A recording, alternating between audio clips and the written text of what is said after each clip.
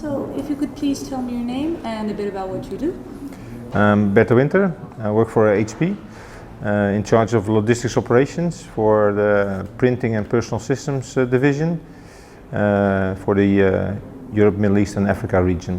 Basically bring in finished goods and components from Asia and actually deliver them to all of our different customer segments, like corporate enterprise accounts direct, as well as retail and channel partners.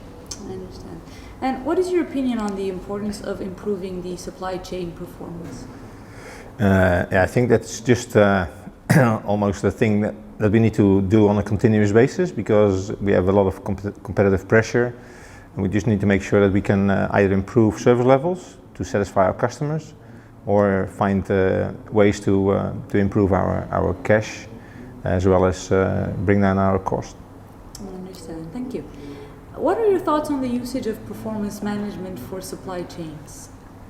I think that's a key thing to understand how your supply chain is operating, to make sure that you monitor the performance levels, so that you can, let's say, find opportunities for further innovation, and also find opportunities for further improvement. So we can, let's say, continue to delight our customers, to bring the products to market in a quicker way, or maybe at a better quality level, or at a lower cost level. I understand. In your experience, what are some good practices in supply chain analytics? I think what we have seen, we have also invested quite a lot of in training our people how to deal with, for instance, Lean Six Sigma approaches to drive continuous improvement.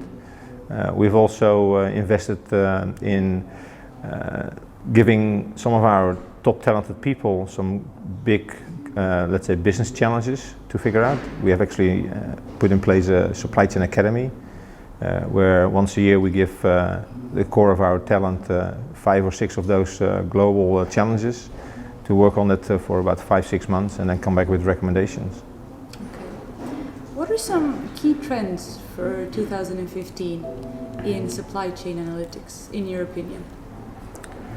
One of the things that I see is that the pressure for getting more real-time visibility, but also get more easy to connectivity, and therefore onboard partners, providers, as well as ship sites and let's say logistics carriers in a quicker way, but also get this social collaboration from end to end, so all the way from supply to manufacturers to logistics providers into customers.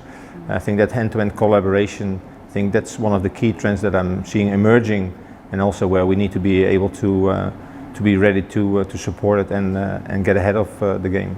I understand. Thank you. What are the main difficulties you've encountered in supply chain analytics?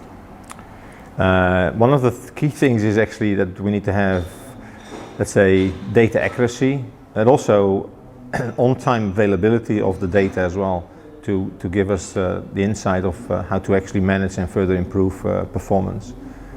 So that's basically one of our key challenges. And also one of the other things is we are having a lot of data at the moment, and transforming that data into business information. That's one of our other key challenges. And there we are actually developing, and let's say bringing our skill sets of our teams up to the level to actually help us transform data into business information, so that we can actually drive better business decisions. So it's one of our key challenges, but also where we're actually focusing on and investing in. I understand.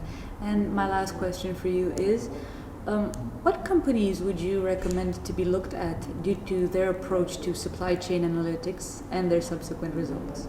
Who would be a best example, maybe? I can't really name, let's say, names of companies, but I think it would be good to just keep an eye out for what's happening, especially in, let's say, the whole internet industry. Especially there, we see, for instance, Google seeing on a lot of the information and actually use that to their advantage, but also provide, let's say, a lot of data for very, let's say, building business intelligence. So I think that's probably one of the companies to look out for. That's maybe not so much directly related to supply chain, but I think the way they are actually managing data, especially big data, I think is a good example. And that's also where HP is actually developing their own, let's say, core set of business propositions as well. On the one hand side, we're trying to let's say, have these kind of capabilities to manage our supply chain.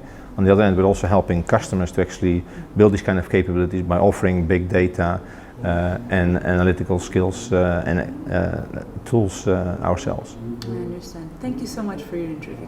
Okay, thank you.